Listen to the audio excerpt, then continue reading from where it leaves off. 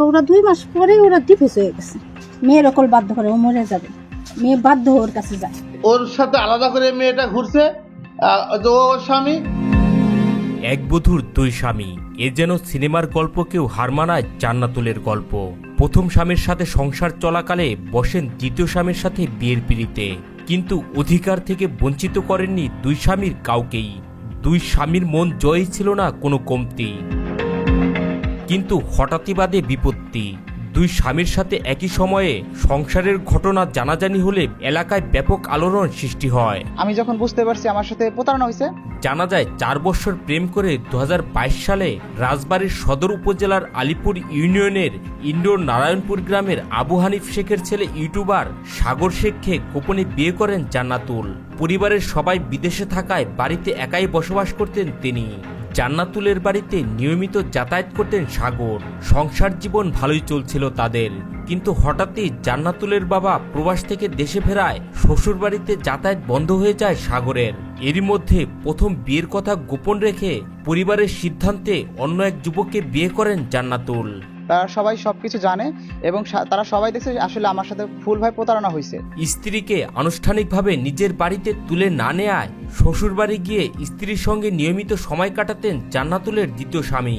তবে প্রথম স্বামী সাগরের সঙ্গেও স্বামী স্ত্রীর সম্পর্ক ঠিক রেখে চলছিল জান্নাতুল। স্ত্রীর পরিবার তাকে মেনে না নেয়ায় সাগর তার বোনের বাসা সহ বিভিন্ন স্থানে একান্তে সময় কাটাতেন স্বামী স্ত্রী। চলতি মাসের 2 নভেম্বর তারা একসঙ্গে নিজেদের দ্বিতীয় বিবাহবার্ষিকীও পালন করেছেন। তবে 2 সপ্তাহ আগে স্ত্রীর দ্বিতীয় স্বামী ও তার ঘনিষ্ঠতার কথা জানতে পারেন সাগর। মেয়ে আমাকে টোটালি বলে যে না, যেটা হয়েছে ফ্যামিলি চাপে করছি, আমি তোমার ওয়াইফ আছি, তোমার সাথেই থাকবো, আমি তোমার কাছে চলে আসবো। এ বিষয়ে সাগর জানতে চাইলে তার সঙ্গে যোগাযোগ বন্ধ করে দেন জান্নাতুল। এখন দ্বিতীয় স্বামী নিয়ে সংসার করতে আগ্রহী তিনি। বাধ্য হয়ে স্ত্রীকে ফিরে পেতে স্থানীয় ইউনিয়ন পরিষদে অভিযোগ দায়েরের পাশাপাশি আদালতে মামলা করেন সাগর। আমাদের চেয়ারম্যান সাহেবের কাছে আসছি, মেম্বার সদস্যরা সবাই ছিল। সাগর শেখ অভিযোগ করেন জান্নাতুলের মা ও তার বোন বিষয়টি জানতেন।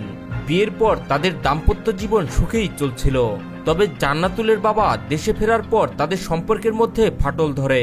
সাগর বলেন, আমার স্ত্রী বলছিল সে পরিবারের চাপে দ্বিতীয় বিয়ে করেছে, তবে আমার কাছেই সে থাকবে, কিন্তু সে এখন আর যোগাযোগ করছে না।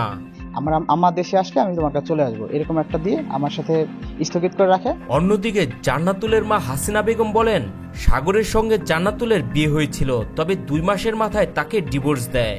জান্নাতুল তখন ছোট ছিল এবং কিছুই বুঝতে পারেনি। পরে তারা ডিভোর্সের কাগজ ছিঁড়ে ফেলে। কয়েক মাস পর জান্নাতুল আবার বিয়ে করে। 3.5 লাখ টাকা পাঠানোর পরে ও রাজবাড়ি গেছে, ওর ইসেরটা ভেগেরটা কাটটা নিয়ে ও 2 লক্ষ টাকা উঠে নিয়ে গেছে।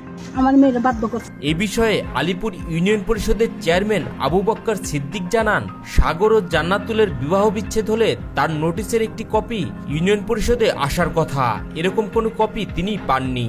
এখানে তো আসলে এটা তো আমাদেরকে জানা করার কথা না, এটা ওই মেয়েটারই টোটাল চালাকি আর কি।